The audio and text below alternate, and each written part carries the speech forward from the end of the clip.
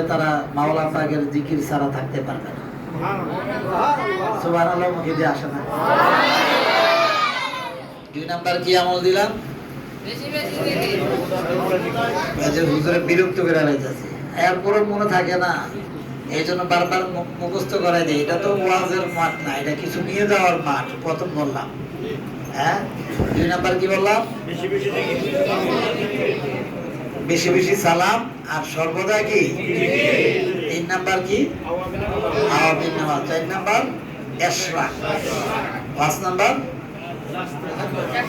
হ্যাঁ, চাষতের নামাজ সবার জন্য না।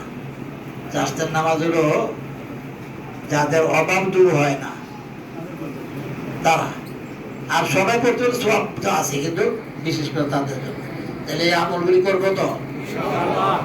আর এই আমলগুলি ঠিক রাখার জন্য প্রত্যেক মাসে আসতে হবে। প্রত্যেক মাসে আমাদের এই মাহফিল হয়, হ্যাঁ, প্রত্যেক মাসে হবে। আগামী মাসের 18 এবং 19 হলো আমাদের বাৎসরিক মাহফিল রুটে হবে বড়। তাহলে প্রত্যেকে এখন থেকে দাওয়াত দিবেন। কয় তারিখ? ডিসেম্বরের 18, 19। হ্যাঁ, বড় বড় বক্তা আছে এবং ছাত্রদের পাগড়ি হয়। 2 দিন ব্যাপী খাওয়া দাওয়া থাকবে। আপনারা আসবেন, খাওয়া দাওয়া খাবেন, মাহফিল শুনবেন। মহিলাদেরও ব্যবস্থা থাকবে। হ্যাঁ, তাহলে